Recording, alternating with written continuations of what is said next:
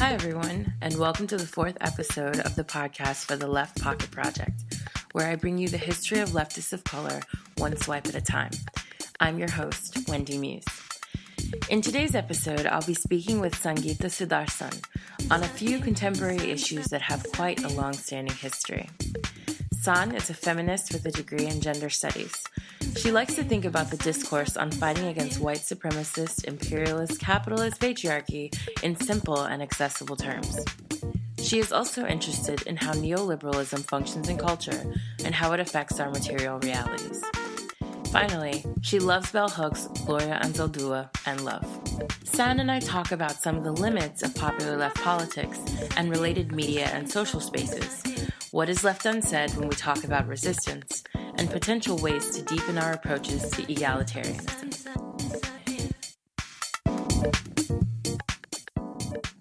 We actually started talking quite a bit about pop culture and some of the things that we felt like when we were looking online and seeing with regard to certain women that we just weren't fully being represented by them.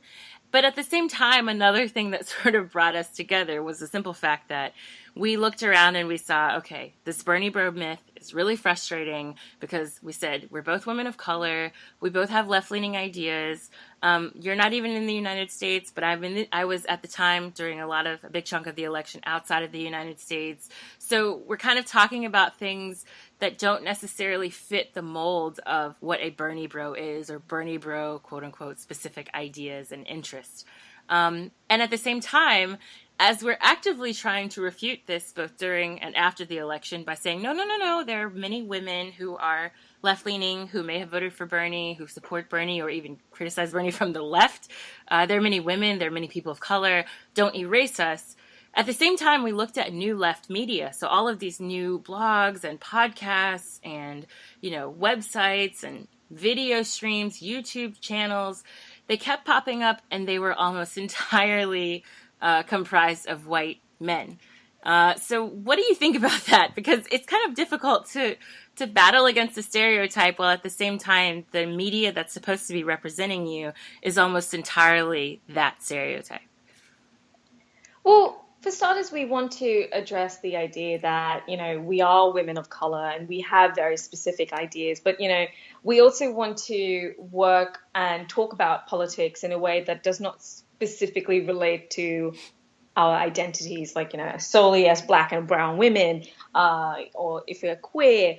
We want to simply talk about politics in a way that, has legitimate value. We want to say, okay, we are left-leaning women, but we're also not, especially when it comes to specific, there were quite a few racist ideas against, black women criticizing Bernie Sanders. There was this idea that, you were just angry black women. That was rather offensive and obviously racist. And so we want to, just a tad. We want to evolve past that. We want to have our ideas legitimized whilst not having our identities brought up all the time. And this was specifically seen with the whole Bernie bro thing that was happening. We saw a lot of, left-leaning white folks, use our identities and quote us and use us all the time. Like, this person is a woman of color. She's queer. How dare you, disregard her ideas. And we really don't want that, because while we want our identities to be, recognized, we're not solely our identities. And that is a very specific problem in a very small leftist space, even though it gives us a lot of, it gives us at least a platform, to voice our opinions freely, right. At least as freely as we can. I mean, that's still something that I see happening too, which is the crazy part. So even now, long after the election has come and gone, sort of. I mean, I feel like 2016 never quite ends, but it's the endless year. I think we've rehashed 2016 about 20 times right. in 2017, and I think 2017 was just lost. Right, yes, it was. It was like the epilogue. It was the epilogue to the long durée of 2016. But what's funny is that I still see this happening, and even by people that I would normally consider allies and I think have generally good politics, as much as I think they do sincerely appreciate the voices and contributions by people of color, by women of color, to be even more specific, they at the same time often do exactly what you just mentioned. So they'll kind of pull out the token, black leftist or the token Asian leftist or whatever, and they'll say, okay, this person exists. So every time you talk about Democratic voters only being people of color and establishment Democratic voters, you're erasing this group or you're erasing that group. And I don't want to be pulled up only when you have a chip. Like when you need a chip, you need something to like lay on the table and say, here, this person exists. I do actually want to be pulled up, however, if you're talking about ideas and things that we consider politically, right? I mean, it's a completely different type of relationship to have with someone. I think we can also talk about it in terms of the Joy Ann Reid boycott, for example. So yeah, I mean, let's really think about it this way. So she's a black woman, and she's an elite Democrat, well, at least an elite media critic, well, not media, political commentator, whatever you want to call her. And well, we see this kind of boycott of her, which is fine, but at the same time, we want to also address the kind of disproportionate sense of how we react to, neoliberal women, right? So we don't see this kind of incredible attack on white men, white women, and it's not that we want to be on constant attack mode. It's just that it seems to be this really disproportionate sense of how we view particular demographics. So we don't want to boycott Joy Ann Reid just because she is a like a neoliberal, right? It's just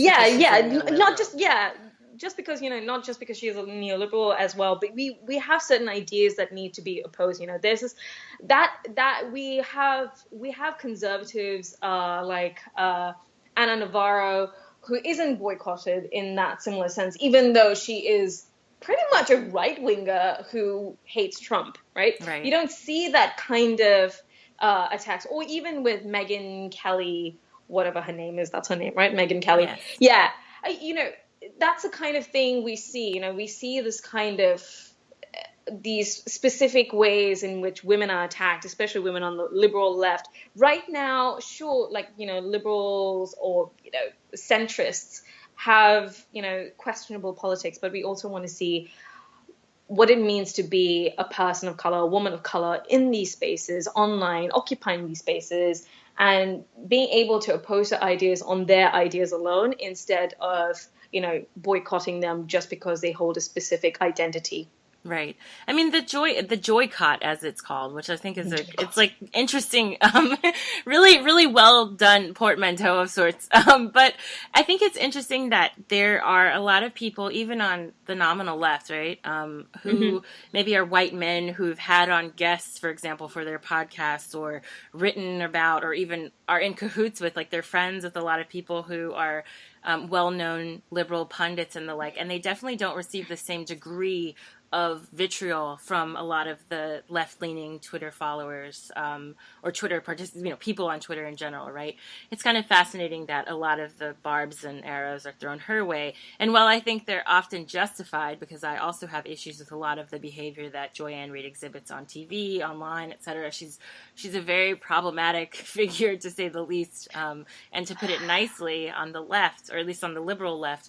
But I think it's important for us to think about ways that these types of actions we remember them, right? So as a person of color, as a woman who's black, I'm looking at this situation and I'm saying, yes, I disagree with Joy Ann Reid. I often also mention, that I have problems with some of the things that she said, but I also have issues with the things that Joe Biden says. And I also have issues with the things that even men on the left say, women on the left say, right? The far left. So I think it's important that we're not getting hyper-focused on certain people, because, or at least people just, I don't know how to put it. I feel like some of the attention, on the one hand, she becomes hyper visible precisely because she's a black woman, right? And in that process, as a black woman who's on the left, I'm looking at this and I'm saying, okay, her, and then other women I've seen, her women of color who are journalists who were dogpiled for like a small criticism here or there, even if they too identify as leftists, it makes you look at the situation and say, okay, so I am not allowed to dissent. I am a black woman, am not allowed to have a different opinion on anything. I can't, point out some small flaw, even in these everyday discourses that we have. And which actually makes me want to ask you a question. Mm. So, like, when we think about the number of Black intellectuals online, you can probably just name a few, like just a handful, not even about the number of, I don't know, white male pundits that we tend to see, or white male intellectuals that we tend to see, because who tend to have a lot of visibility online. So as a Black woman, how do you feel when you think about the number of Black intellectuals who share your similar opinion? And, you were just saying that you, you can't even point out a flaw. You can't even dissent because you see the reaction that other women get, especially, like in the context of Joy. We think, okay, maybe because, she's going to get so much flack for it, maybe I might not as well. So how do you feel in this particular space? Like, do you think there are many, like it encourages a space of a lot of Black intellectuals? And what do you think is happening to your own demographic? I mean, I see a lot of vocal Black academics online. Thankfully, I mean, I'm a lot of left leaning Black writers, thinkers, PhD candidates, professors, etc. I look up to them, and I actually can credit them for a lot of my own political development, and especially over the past few years. I mean, I would say that it's definitely like dragged me to the left even further. So this is a good thing. But I will say that I know for a fact that like a lot of people they also have these gripes and grievances with regard to the Twitter sphere, right? The sort of environment that Twitter sets up, but even beyond it, right? So especially right now in this political climate that we're living in, I think it's really hard for a lot of professors to dissent to begin with. But even if we drag things back a little bit and we look at the Obama administration, right? You have people like Steven Salaita who wrote what he did about Netanyahu in Israel and lost his job. And so it's a lesson to those of us who have political leanings on the left, or who, I don't know, like disagree with colonialism or disagree with police brutality. It definitely has a chilling effect. It silences us in a lot of ways. So on the one hand, the Joy-Ann Reid stuff and sort of the dogpiling and all of that is frustrating on a personal level. And it definitely sometimes, I don't know, I don't want to say I police what I say, but I definitely am always thinking like, I'm thinking about, what tweet I have, what kind of afterlife will it have, right? Will people respect this as just my opinion, or will they take something and like blow it up and make it something much worse than it actually is? But then beyond even the space on Twitter, the kind of space that Twitter itself sponsors in large part, I think it's important to think about the ramifications beyond it. And in that case, they're even more they have a much larger silencing effect, because I think and I see it every day. There are a lot of really great left-leaning academics that I know who are personal friends who just like left Twitter altogether or left social media altogether because they were afraid that they would potentially lose job offers or not be offered jobs in the first place when they were interviewing because they were too political, right? And so I think we see a lot of white professors, not all, but some of them being able to get away, at least for a moment, with being too political, right? With being very vocal about their political opinions. And some of whom are even, hosts of podcasts or on their own podcasts where they say things that would, under normal circumstances, they would never get a job again, Yeah. But I think they have license to sort of do these things and say these brash things in ways that we often sometimes just cannot, for the sake of protecting our own jobs or potential jobs. Yeah, but that's what I find so interesting, right? Because, that kind of policing, I mean, you say you're not policing, but there's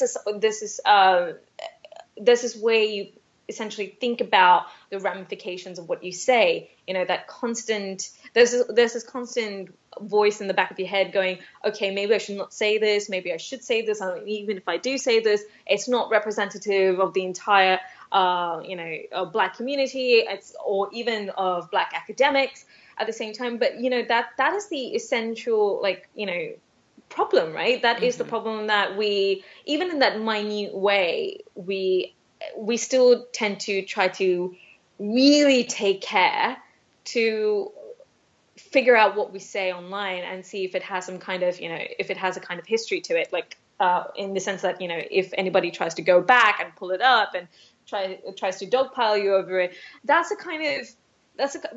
We're hypersensitive and not hypersensitive, hyper vigilant about what we say online, and that's a problem. The reason why I find that so, like, we got into this conversation about Twitter and the online sphere is because, this is the one place that maybe we can have some sort of voice that isn't, particularly, well, we can swear, for starters.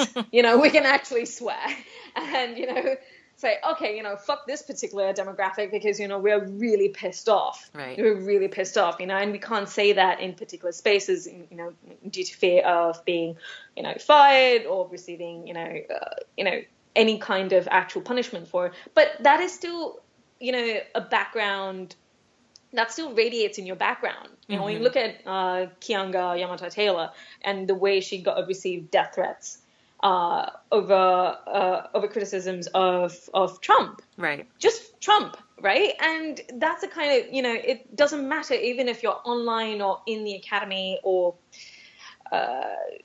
it seems to follow you everywhere. And that is such a disproportionate, again, that word it's so important. It's that is so disproportionate compared to, white people or white men. And that's what we find so, frustrating, because we want to say or feel without feeling like we represent an entire community where, because, women are not monoliths, and surely even Black women are not monoliths as well.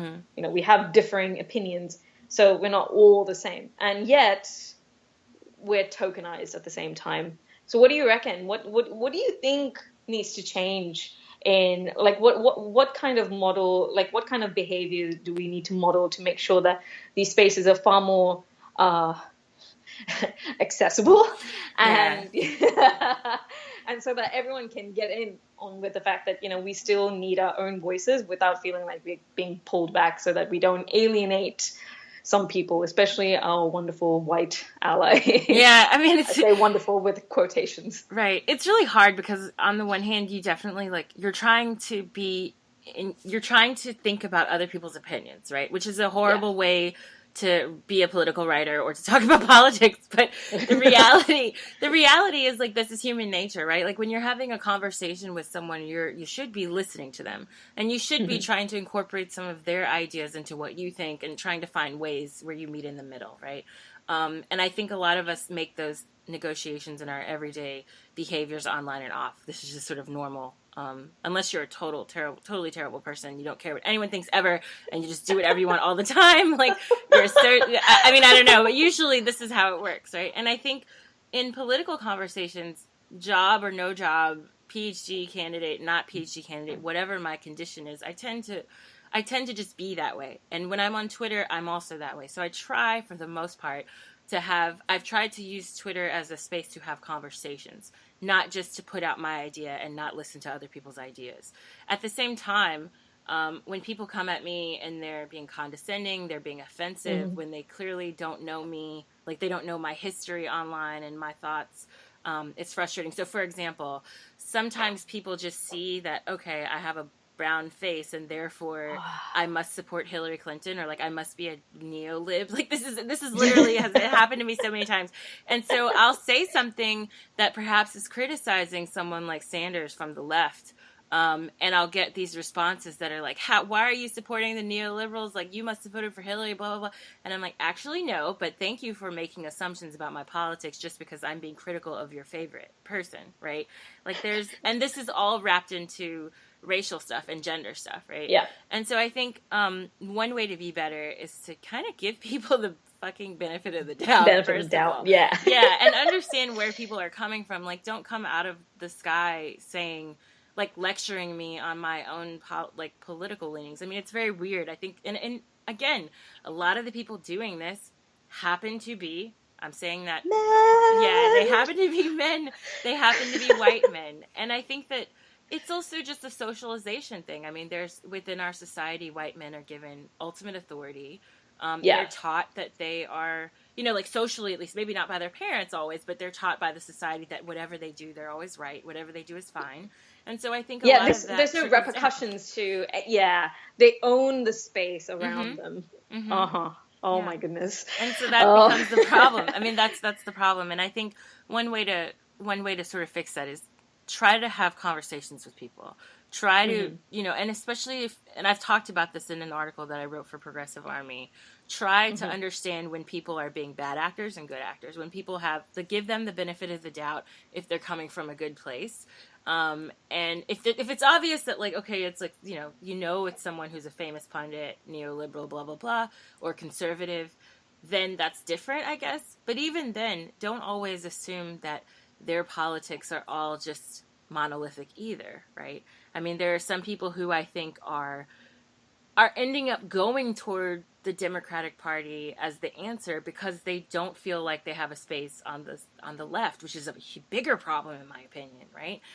Yeah. A lot of people are worried about like losing young white men to the Nazis, and I'm sitting here going, wait a second, but what about like young black people who sat out this election and who are then Yeah. watching you? Like they took a big stand in this election against Hillary Clinton and against neoliberalism, and then there are still white leftists online who are like shitting on them. So Yeah. shitting on black people in particular. So I'm like, wait.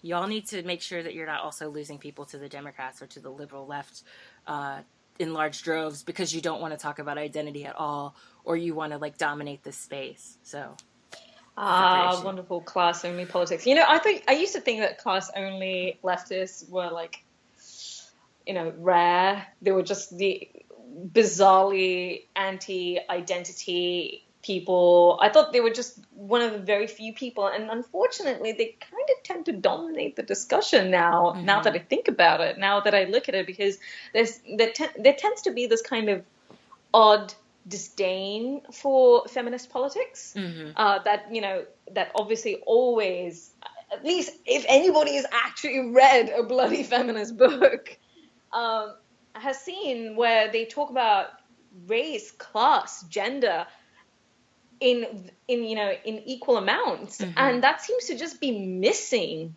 amongst our current leftist spaces online. Now, why is it that we think that online leftist spaces are so important? I mean, isn't online isn't real, right? I mean, it's depends on whom you ask. It's both. I mean, at the end of the day, it's just a mode of communication, right? So Yeah. even if these people are anonymous, and even if they don't show their faces and they have these weird tag names or whatever, they're also a person. There's a person behind that. And Yes. this is a person who does stuff in real life. And so they take those ideas with them. And I think that's why I try to treat Twitter like I'm having a conversation. You know what I mean? Because Right. I want it to be like, I think it's important for it to mimic real life to some degree because these ideas go offline too. They're not all Yes. restricted to online, right?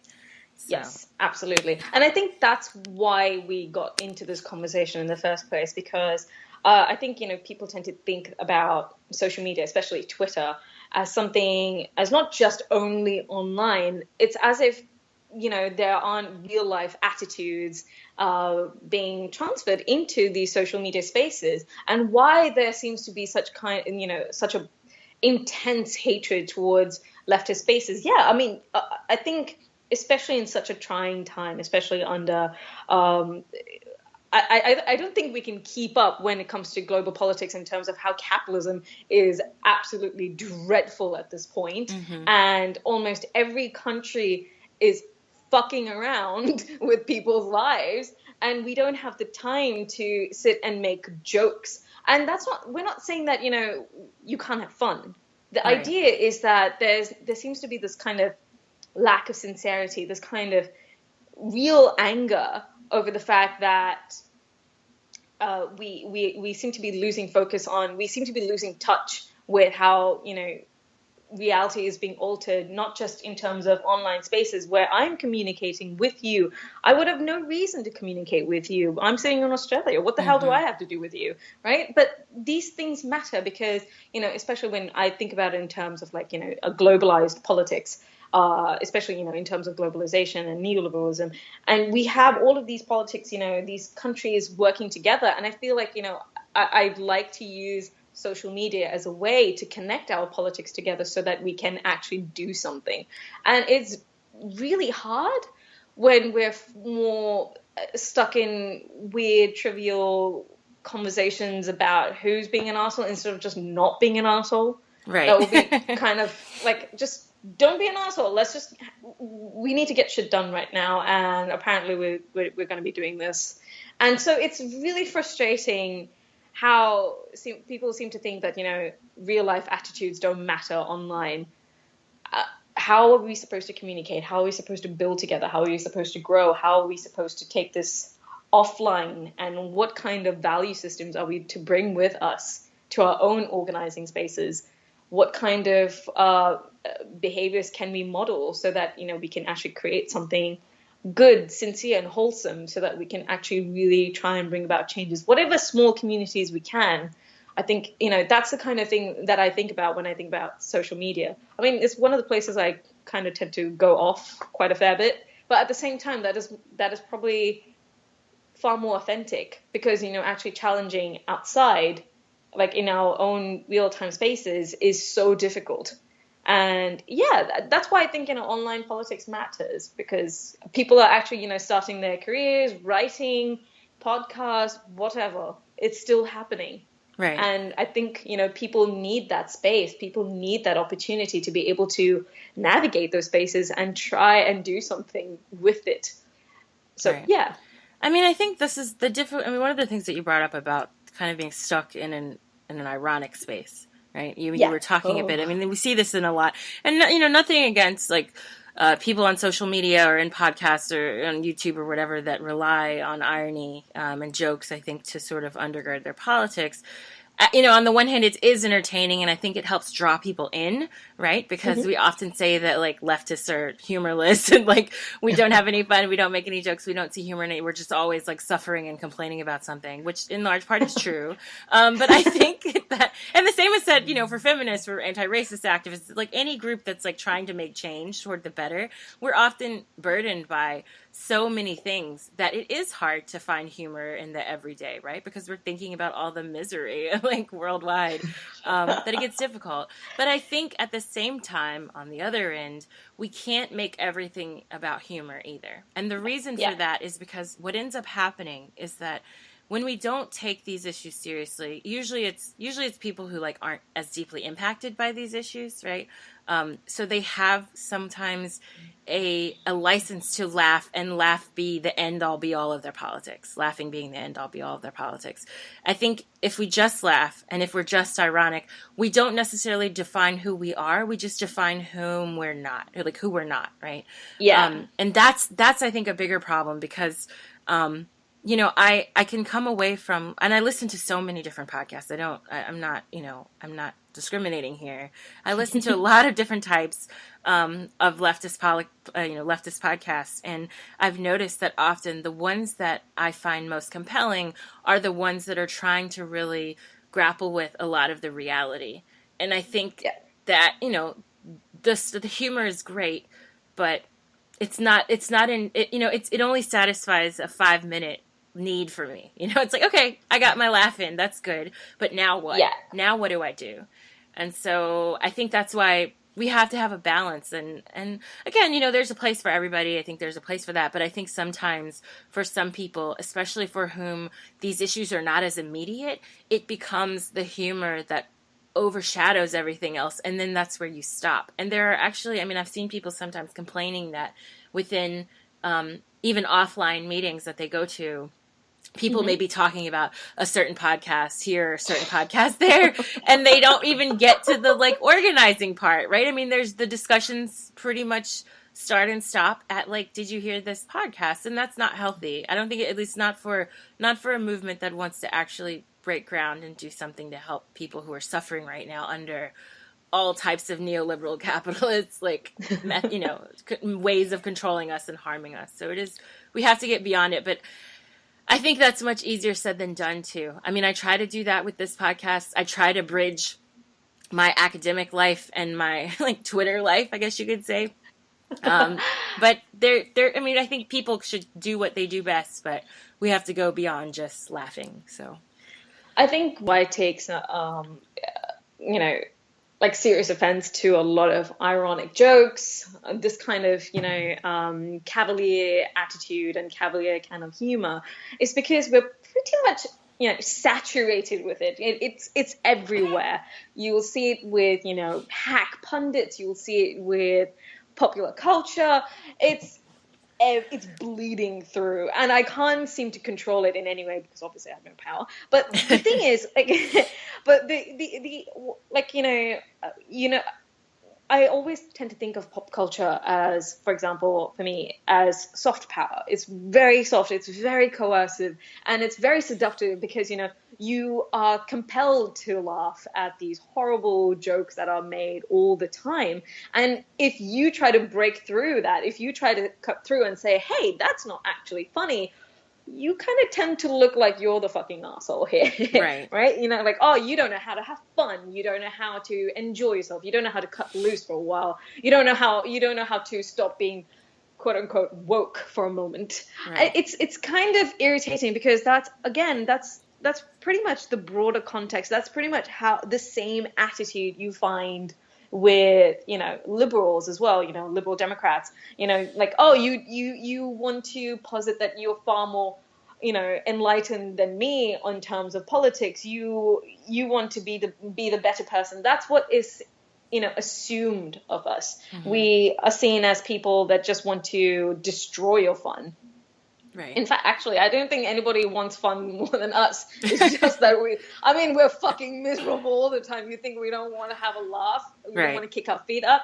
It's just that I think it's because we're so saturated with this kind of irony, this kind of incredible amount that we can't seem to ever have a sincere conversation, have heart to heart. And I think that's really important, especially in a context where our politics seems to rely on the fact that we're not actually honest about what politics is doing to us. How is it ruining our lives? How are jobs being lost? How are people losing their jobs? How is the healthcare being cut? How is the social security being cut? We're not able to have these conversations because we're far more stuck into, well, that's just life. Let's make a joke out of it for now because that's all we've got going for us. And then we tend to just we can't seem to move past that conversation, and that's really hard, right? Because it kind of requires a kind of vulnerability that nobody wants to expose of themselves. Sure. Which I get, but at the same time I feel like we're writing something awful now, and I think it's time that we get a little bit serious, just a wee bit. Yeah. Yes. I mean, and the thing is, the frustrating part about this is that we've done this before. So if you think about at least in the U.S. context, in the Bush years, we had people like Jon Stewart and in large part SNL, and they were constantly making fun. Jokes were the center of their politics. This is how we discussed politics. Everything, more people were watching like Jon Stewart than they were watching the mainstream news, right? Mm-hmm. And he often had to clarify, look, I am not the news. I make fun of the news, but I am not the news. Don't watch me for the news. But the reality is that, we have podcasts and people on Twitter now who are saying the same thing. They're literally saying the same thing. But the reality is people are going to gravitate towards what's entertaining. And this is normal human behavior. But at the same time, it didn't work with Bush. I mean, it didn't take down Bush. He and his cohort of terrorists, global terrorists, let's just call them what they are. Yeah, absolutely. They were never prosecuted for their crimes against humanity and the wars that they started under zero real pretense. I mean, it was insane that we had there was no retribution, legal or otherwise. I mean, it's pretty crazy that we had all these things happen and nothing was done about it. And people laughed all the way through the administration, but it didn't help fix anything, right? And I think even in the aftermath, we didn't see Obama do anything about it. We're clearly not going to see Trump do anything about it. He's only going to worsen things. So I just think it's important that we look back to the very, very recent past and say to ourselves, humor is important. It is necessary. We need it. We have to have it. But at the same time, there has to be a link between the humor and the action, because I think the other thing that humor does that's fascinating is it helps sort of bend reality. So if everything is at the stage of humor, right, we don't ever, as you said, you kind of started touching on this, you don't ever grapple with what's actually going on. And until it's too late, right? Until it's way, way, way too late. So that's I think one of the challenges that we're dealing with. I think also this idea that you mentioned about, you know, people who, for example, are feminists or you know, anti-racist or whatever.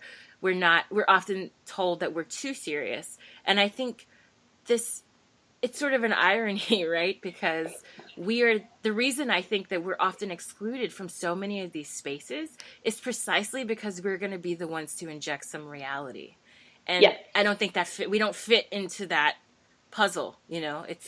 There's not a space for us because we will be the ones to say sometimes maybe we need to take this a little seriously. Seriously. Yeah. And I think, especially when these spaces are so, you know, male dominated. And even if it's not male dominated, there's this kind of masculine nature to these spaces. And that's what's so frustrating, especially for women who don't conform, or non-binary folk who don't conform to those specific ideas of masculinity and cannot keep up with that kind of space. I feel like it's important to, I don't know, take it a step back for a second, maybe calm down for a while. I don't think we need to flex our muscles all the time in terms of how masculine we are. And I think that's also another aspect of how, you know, one of the reasons why when we think about, you know, the sexual harassment coming out from our spaces as well. Mm-hmm. I mean, think about it. We have liberals, you know, they get really particularly smug about, you know, leftist men, you know, being outed as sexual predators. And then you also have leftist men get really smug about their fellow men being, you know, outed as sexual predators. And that's the kind of thing that's so frustrating because there seems to be no self-reflection, mm-hmm. like a moment to step back for a second. What's going on in our spaces? Why weren't people talking out before? Why do they still feel like they can't talk about it? I mean, you still see a lot of women, like, you know, having a whisper network, like almost like a grapevine whisper mm-hmm. network, where they're talking about other men to stay away from. I find this person dodgy. I find this person weird, and we're not going to, don't engage with them. And that very fear, I mean, the fact that fear, which is felt in real life, why women don't report sexual harassment or abuse, that kind of behavior is still being seen in leftist spaces. And that's why I find that if that behavior is still present in our spaces where it's supposed to be safe enough to come out boldly to say that someone has been abusive, if we're seeing those behaviors there, then ultimately we're kind of failing, right? Mm-hmm. We're failing in the fact that we're not able to create those spaces well.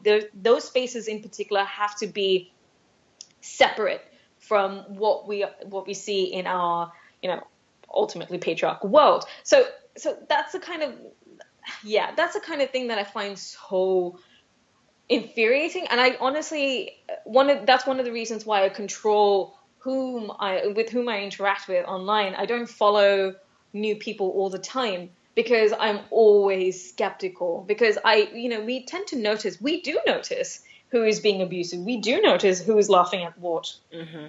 And so we decide, okay, I'm not going to interact with this person, or if they do interact with me, it's not going to be over something significant. I'm not going to allow them into, private messages or try to meet them offline. No, I'm probably just going to keep my distance as much as possible. And even that is kind of like, that was something I was like reflecting over, because I don't want to be silent either about people who I think are abusive. There were a couple of guys who were outed as, predators. And one of them in particular had a lot of followers. And this one was a recent one. And I found that person to be particularly suspicious, but I never said anything. And that's also something that I think about as well.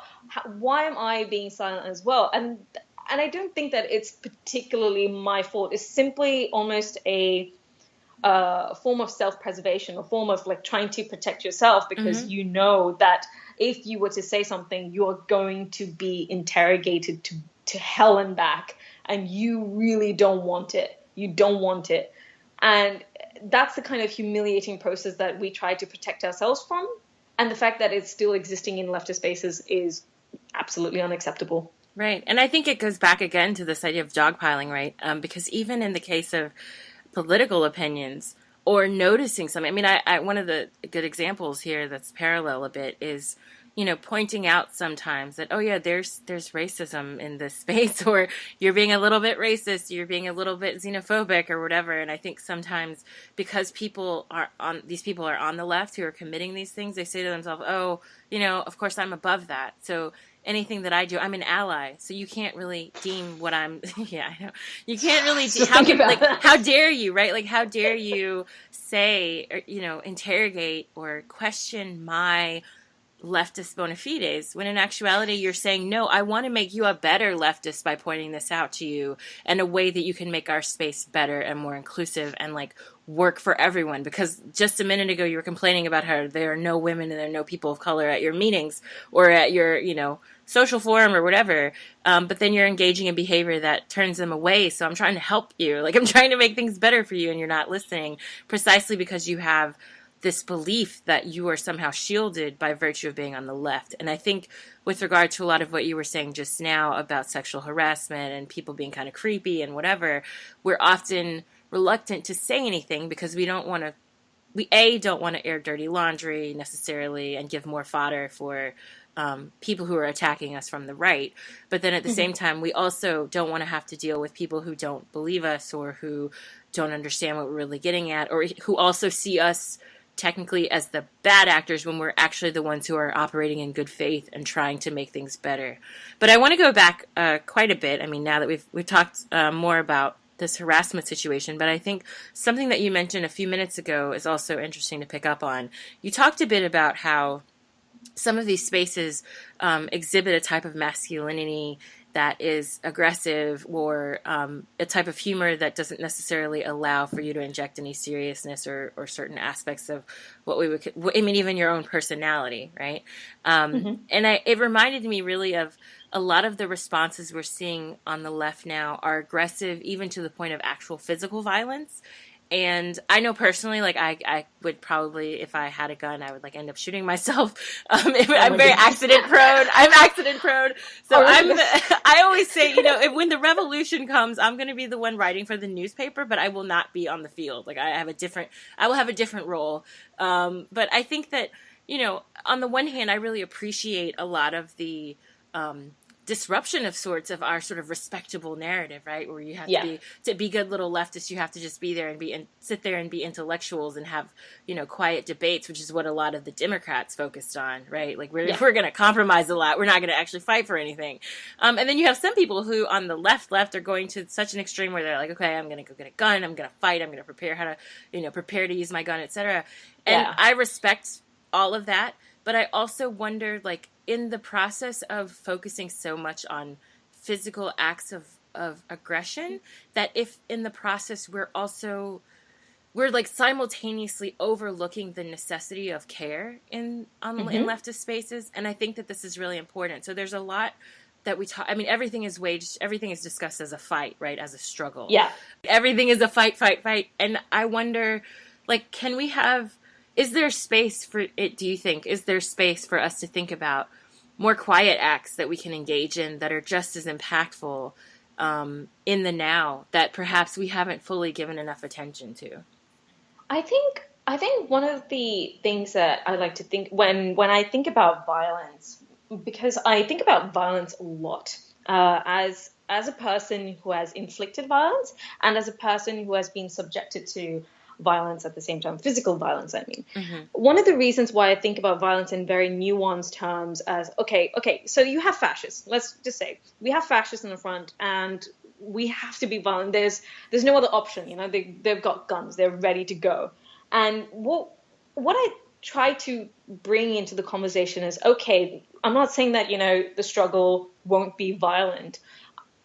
When I try to, demasculinize spaces, I also try to demasculinize ideas about struggle, right? I don't want us to romanticize the idea of violence. I tend to think, okay,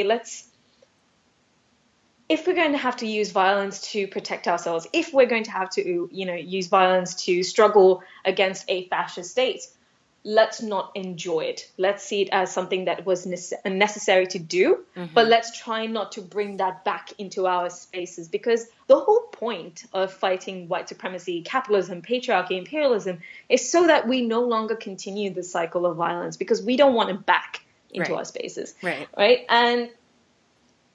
So I think that, even if we have to use violence to fight back against our oppressors, I want us to always come back to conversations about empathy, about care, about compassion, because we really do need to model new behaviors that need to exist in the left. What is the alternative to our current world that is excessively violent, right? Our world is excessively violent. We can't seem to escape it, not even in our fictional media, which is supposed to be a form of escapism. We can't seem to escape it from that either. So there's simply no place. And so that's why, every time I used to bring up the conversation of like, oh, let's not punch Nazis, it's not because I actually care about the fucking Nazis.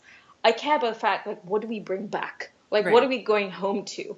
And if I were to have, like, say, for example, if I had a partner who had to go out and kill Nazis, I don't want them coming back with that same kind of violence, right? I don't want them. It's also how we talk about even people who, serve in the military.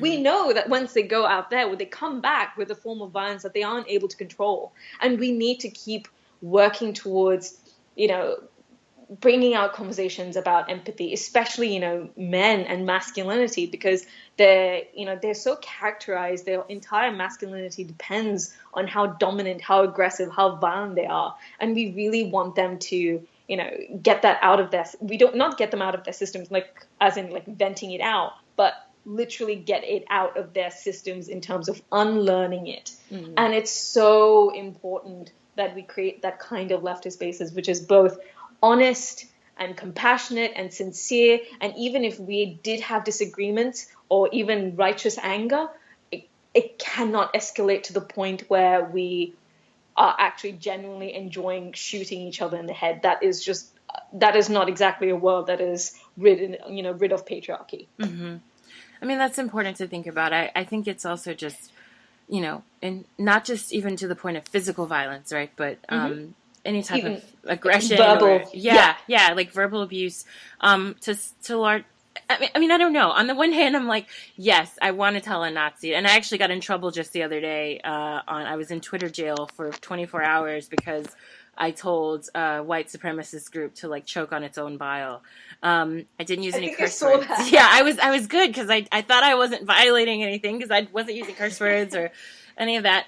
But it doesn't matter, obviously, on Twitter. Of course, you can't tell Nazis to, fuck off. Right, obviously. Yeah. But we need Nazis in our world, Wendy, don't you know? I know. It's like, what is it? The space for, like, we have to have a fair space for all ideas, right? Absolutely. Yeah.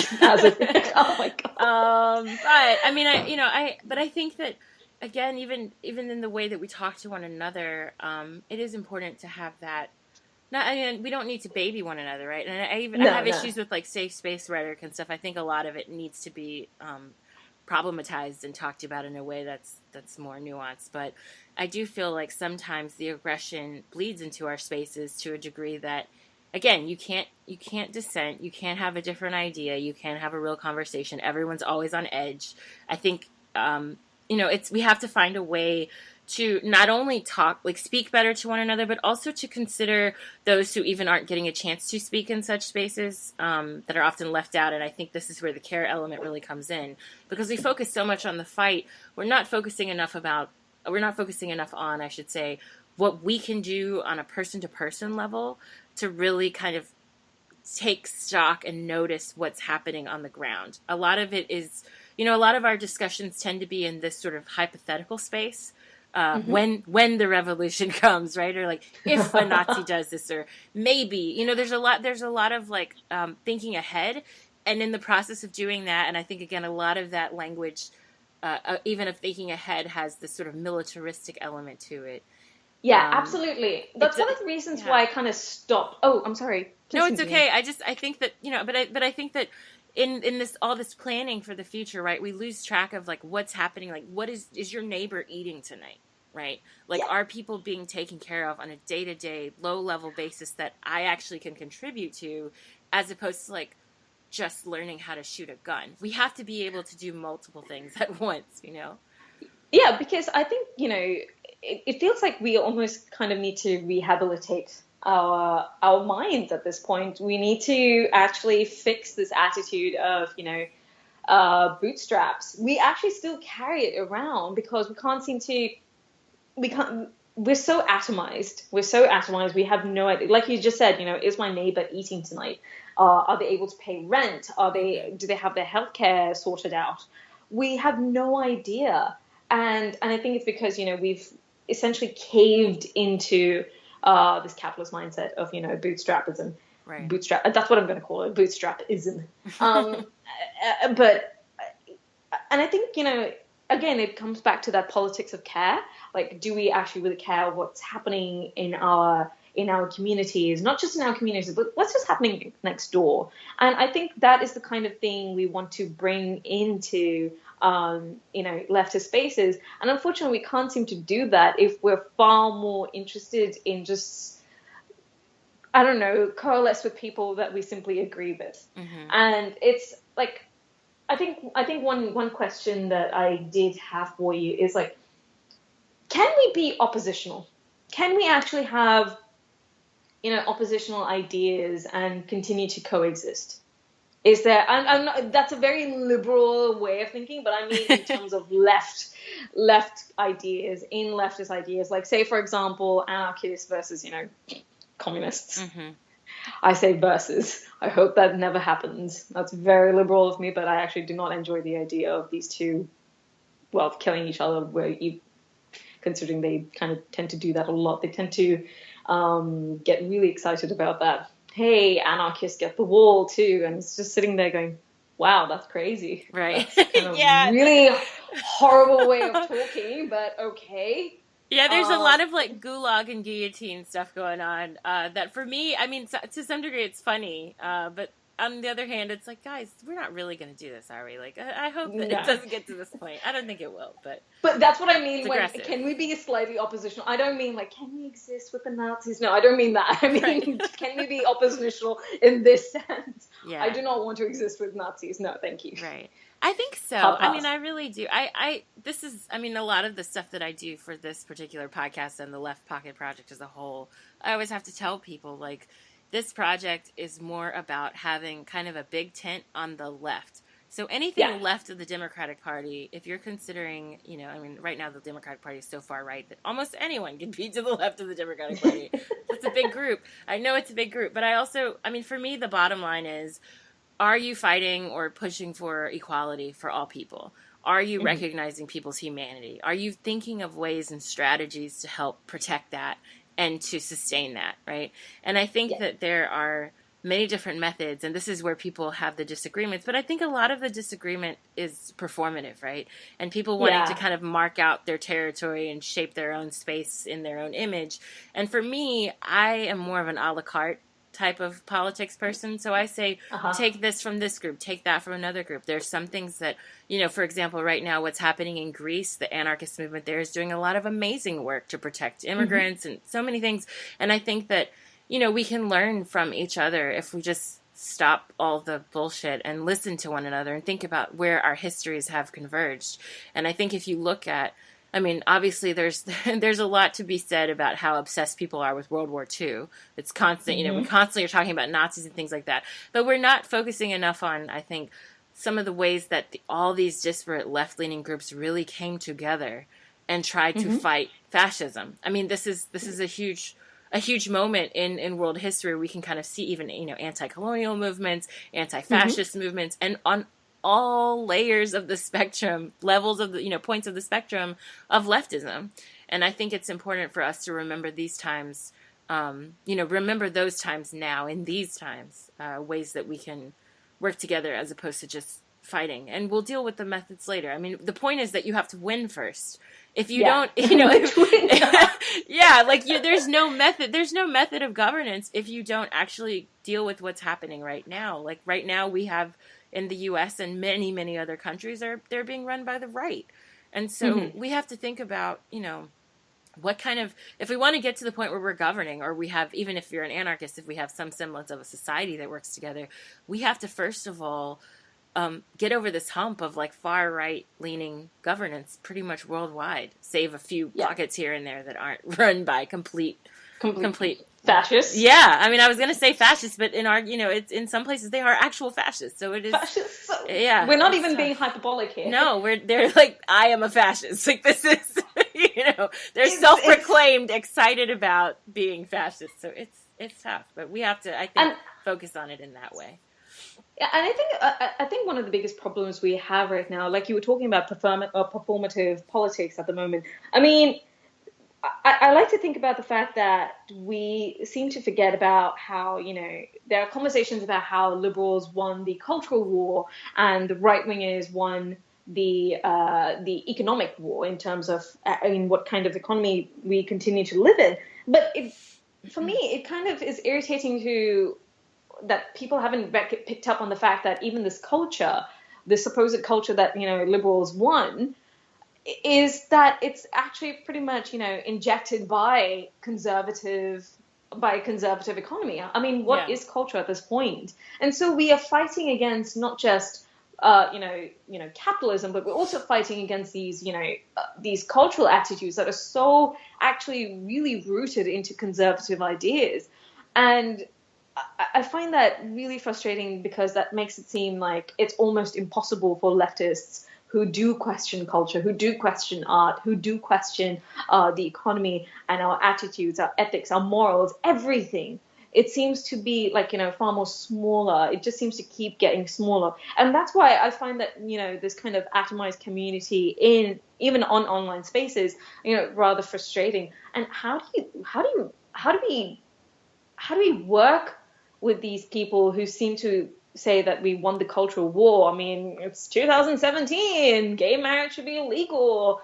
I mean, that's a kind of rhetoric we tend to come across all the time. It's 2017. It's right. 2017. As if, I don't know. For me, that makes no sense at this point. It's like, what are you, okay, it's 2017.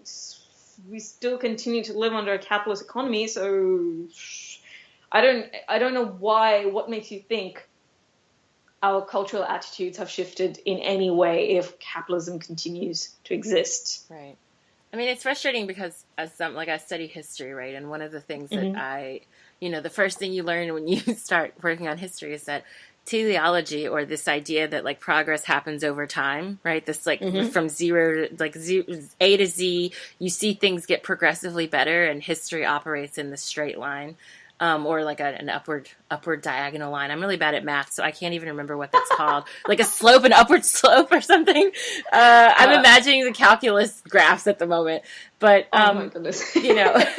But I think in an ascending manner or something. Yeah, I mean the things get better over time, right? And that's garbage, basically. I mean, history, especially for groups that have been marginalized considerably, and over time, it always say that like Black history operates in cycles. For example, it's not so much a question of a straight line. It may be a straight line for some groups, but for us, it's a matter of like you take a few steps forward, then you take a few steps back, then you might like fall off a cliff, then you like find a way to get, it's not a straight line. It's like a circle that just keeps, that sometimes like you find yourself in these positions where you feel like you want to say, things are worse now than they were in X year. And the reality is that I don't even like that kind of rhetoric, even though I've often engaged in it myself. But I think that it doesn't help us because it makes us feel like, well, we're in the now, and so now has to be better than the past. And the real reality, like what happens in history, is that's not the case, right?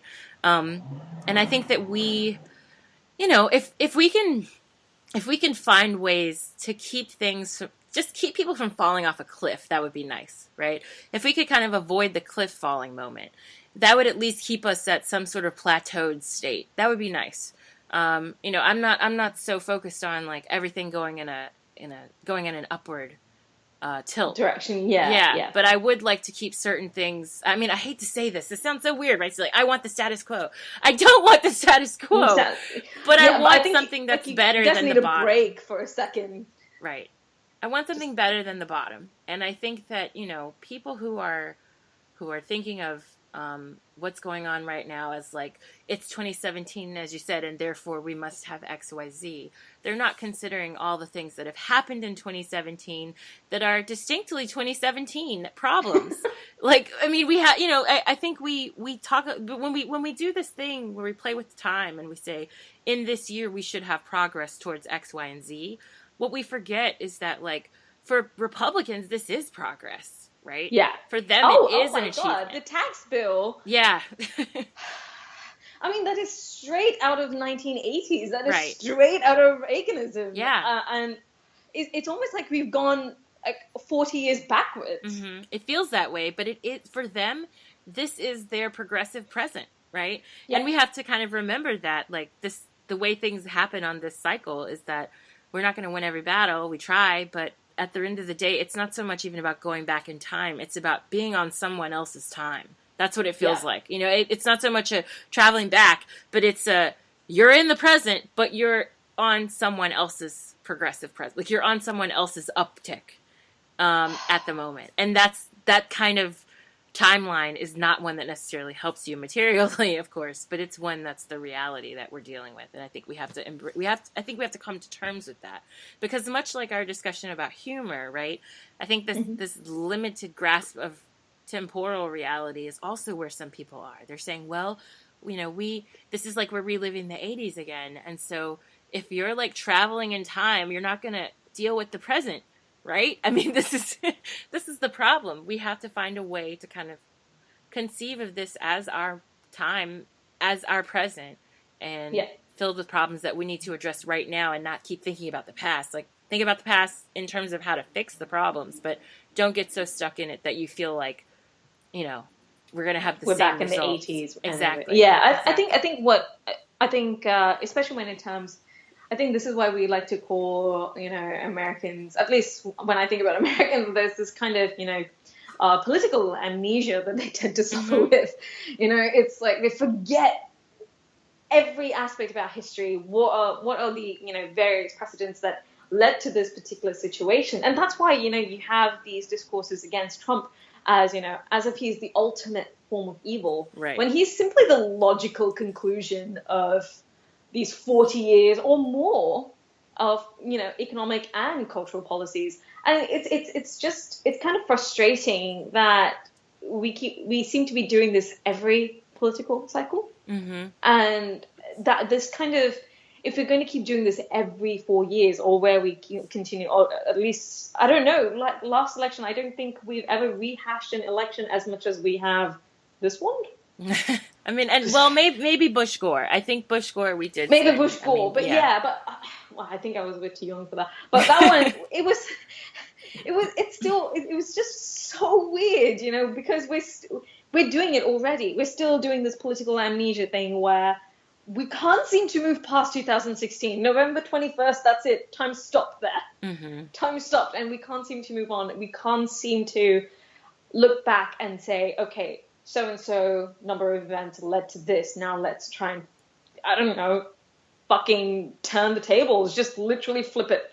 Right. Flip it the fuck out. Because, no, we continue to do this thing where we still idolize people like, fucking Hillary Clinton, George Bush, the entire rehabilitation of actual war criminals.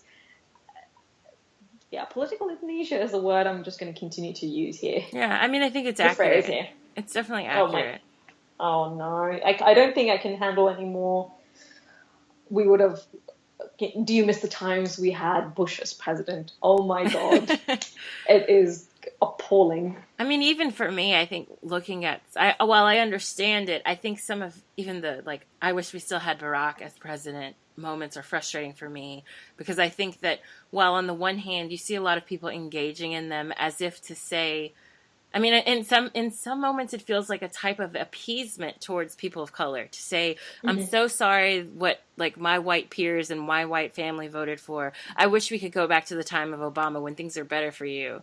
And I was like, well, I mean, for me, that, first of all, that's patronizing. But then second of all, it's also not reflecting on the ways that there were a lot of losses for people of color, and especially poor people of color in the United States during the Obama years, given a lot of it was left over from Bush, but there were certain things that he exacerbated, right? And I think that, especially if you consider foreign policy and all of this, it's not as though all of those 8 years was, that we were represented by the same man that we saw in the BuzzFeed articles, right? I think for some people, they've crystallized this moment, much like they did with JFK as well, as sort of like this idyllic, special moment in time where everything was fine and there was nothing bad going on. Meanwhile, if you think about what JFK was doing in terms of foreign policy, I mean, it was terrible, right? A lot of the, things that were happening in Latin America and the like anti-communist actions and anti-leftist stuff that he was doing, very violent acts. And I think one could argue the same thing about Obama with regard to his extension of the war on terror, his reach into, further reach into Africa, et cetera. So there are a lot of things that were happening under Obama that I don't think people were even aware of when they say these things. But their ignorance about these issues also, I think, mark out the fact that you guys don't really, some of them really don't understand. It's not a matter of going back in time and missing someone or wanting things to be better, but that we need to face reality now. We need to deal with it. We need to fight the problems that we're seeing. We need to care for people who are being neglected and harmed, including ourselves, right? And I think we need to find better ways of building relationships with people instead of just focusing on, kind of like reveling in some imagined past that unfortunately we can't have back. That's not a way to move forward as humanity, and certainly not as a country. Wendy, you're speaking too much sense. What's going to happen now? But switching gears entirely, actually. Wait, I would like to switch gears if we can, but feel free to finish your thought if I just interrupted a thought. But one of the people that I think does grapple with reality fairly well is Bell Hooks. And she does so in a way that I think is easily accessible for anyone. Like, most people can just pick up a book of hers and sort of be introduced to feminism in a way that's sort of welcoming almost, right? Like, when you read her work, you find yourself being embraced by it in large part. And so I'd be curious to know, because you often quote Bell Hooks online when you're talking about feminism, but I'd like to know your thoughts on, like, for example, what about Bell Hooks speaks to you? Because you cite her a lot. And then also, where do you think some of her philosophy could be best applied to some of the stuff that we've been talking about during this past hour? So one of the reasons why I was first drawn to Bell Hooks was because she approached feminism from a way that was not just accessible, but it was also because it came from a place of love, actually. Mm-hmm. And that is one of the most important aspects, right? And she actually, in many of her books, she cites, Buddhist ideas, and she even calls herself a Christian Buddhist as well. But that is not the important part. The important part was that she decided that she wanted to move beyond her identity as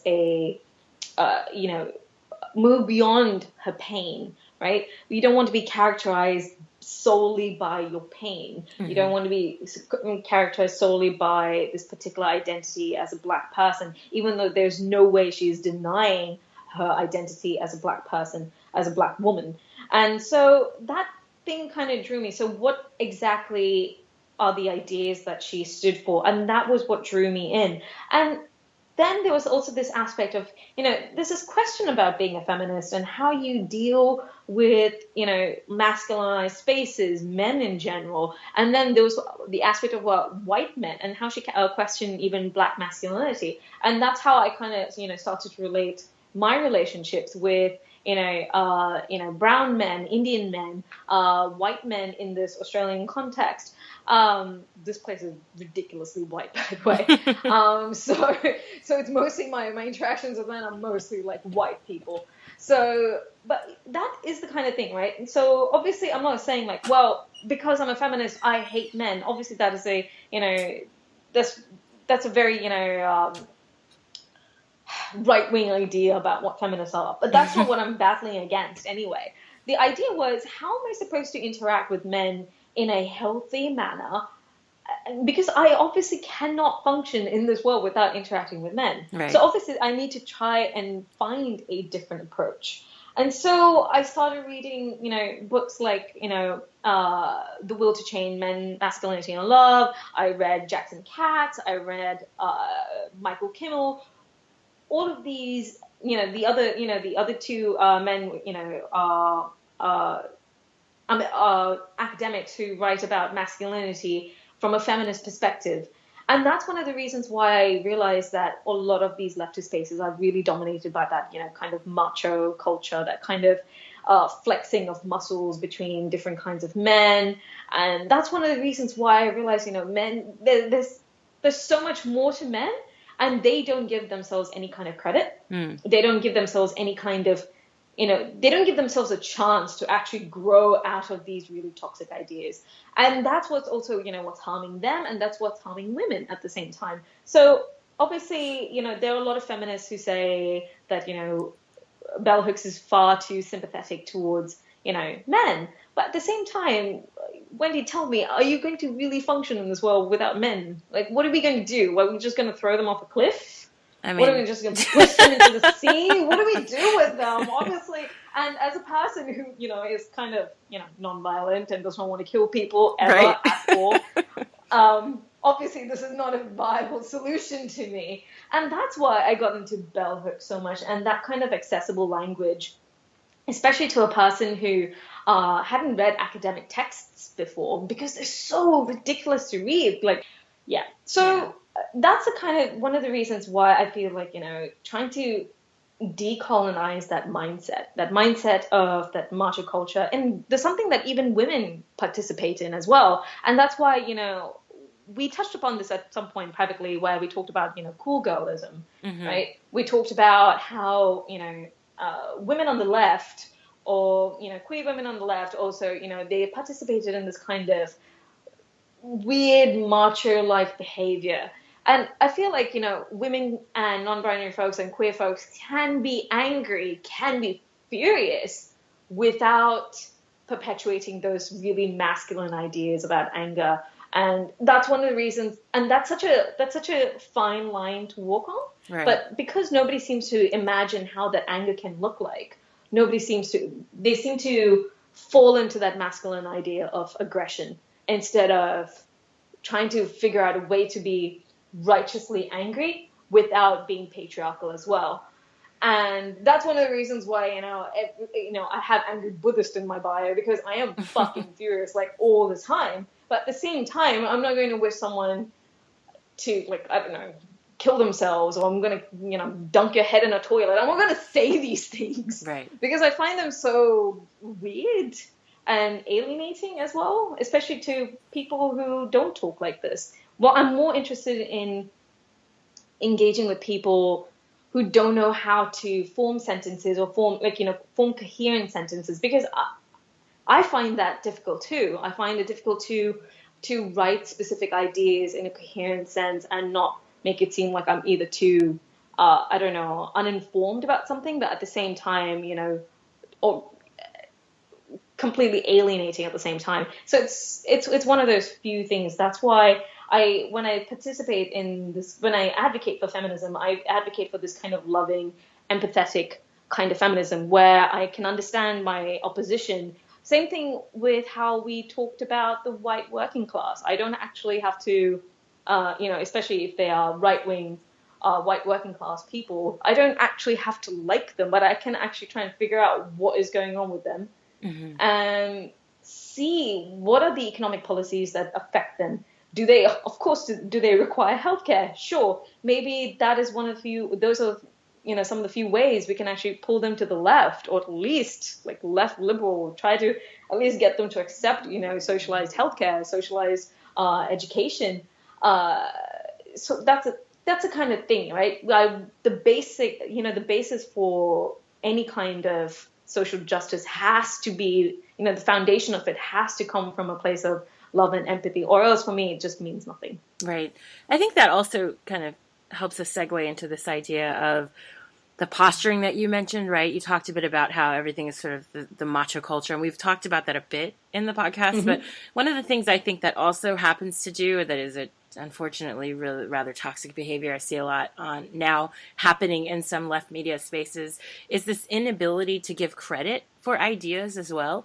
So there's a lot of poaching of ideas I see of, black women leftists, or, black queer leftists, et cetera, queer leftists of color, fill in the blank. People will kind of comb through their timelines, take their ideas, regurgitate them or repackage them and regurgitate them, but they won't have them on their shows as guests and they won't have Yeah, them I on their actually shows as presenters. What do you think about, I mean, this is a problem that I've noticed, but you may have noticed as well. this was actually a question I was posing. I was waiting to pose to you as well. Like, you know, we're seeing an increasing number of, you know, white intellectuals, a lot of white intellectuals, but they draw from, you know, black ideas and black experiences, from black culture, from black academics. What the hell is happening? But where, you know, they draw on black discursive practices. So what is it? Are these people our allies?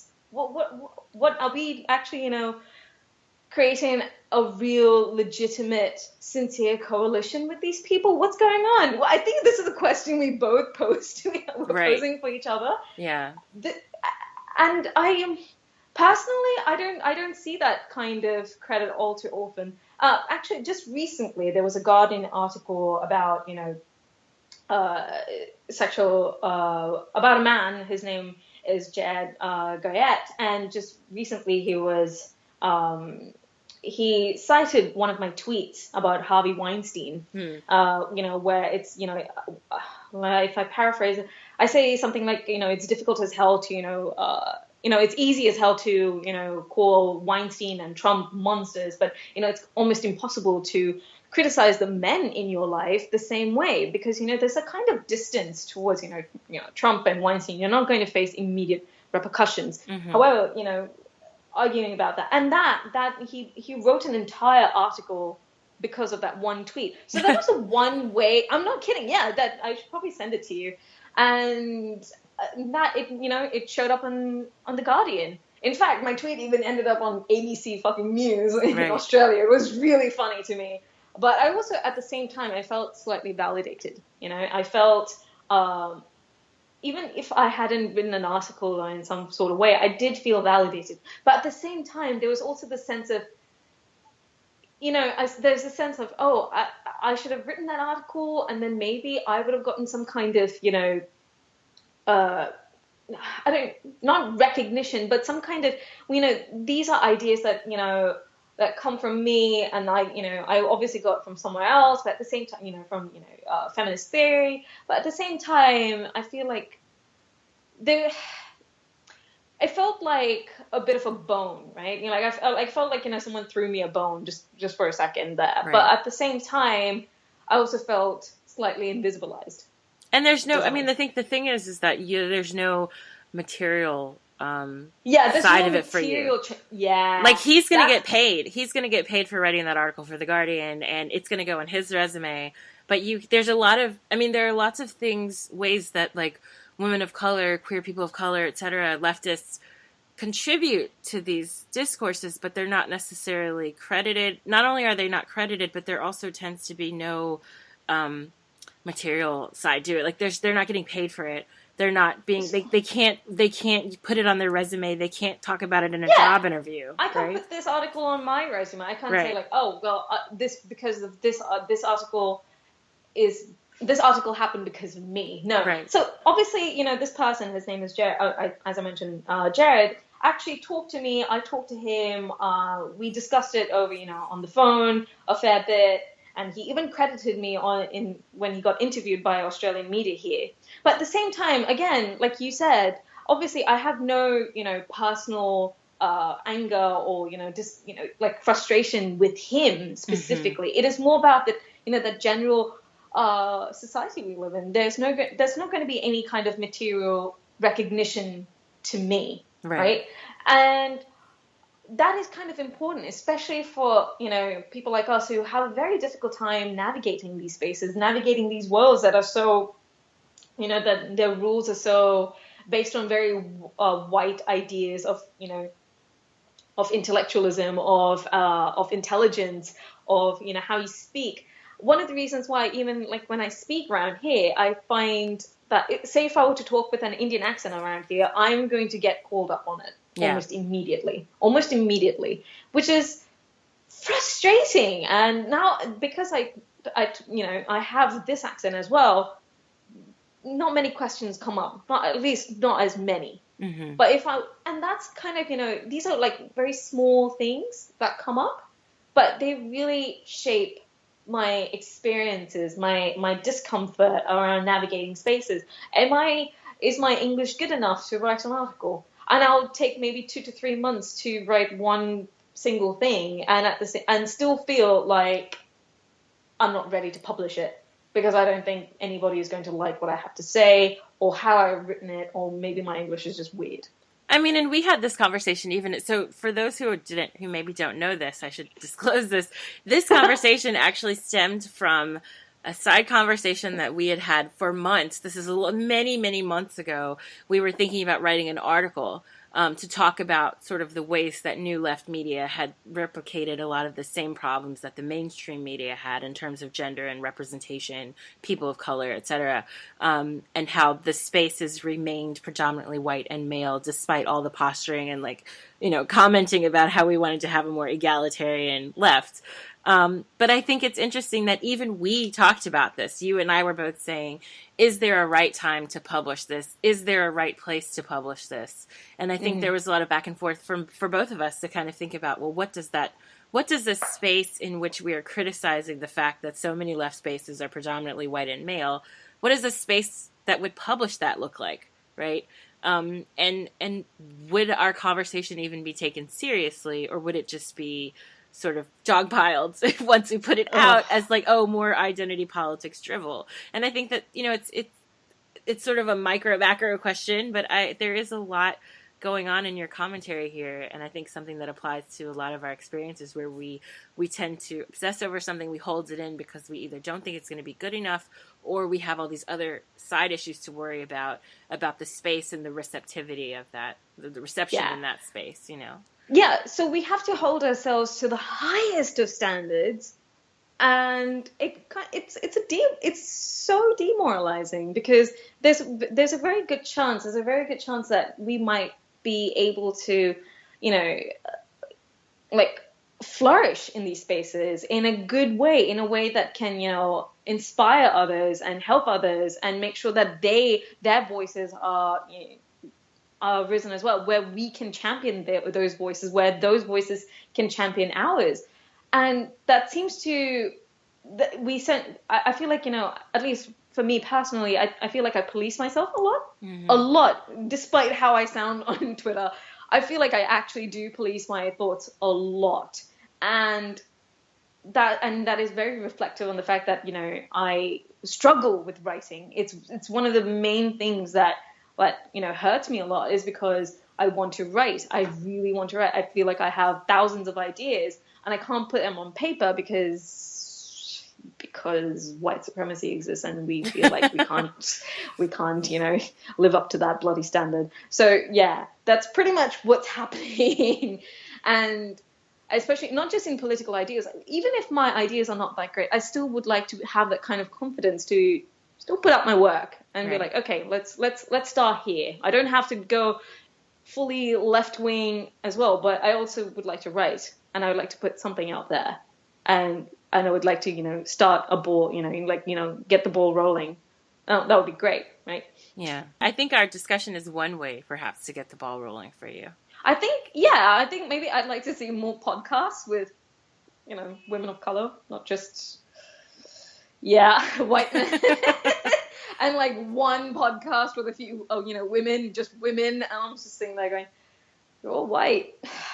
Right. I don't feel like I can be as unabashed with my thoughts because I have to worry about how you guys feel. And I don't want that. And that's one of the reasons why I enjoy these kinds of conversations, because even if I were to get schooled, I'd understand why I'm getting schooled a little bit, instead of feeling like there's some kind of... I would much prefer a learning process. I mean, what is that wonderful James Baldwin quote?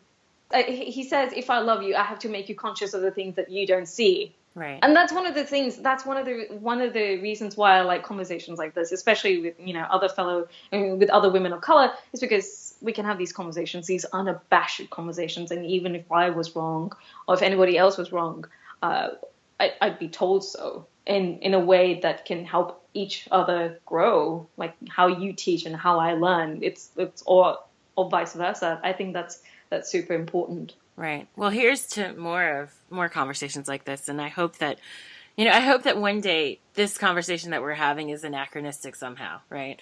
Yes. Because I think we keep cycling back to the same problem where while we have a lot of people of color, women, et cetera, who are making contributions to the left, they kind of end up getting shut out. And I think that it's important for us to end the cycle at some point. Hopefully within my lifetime, but we'll see what happens. Yeah, with hopefully.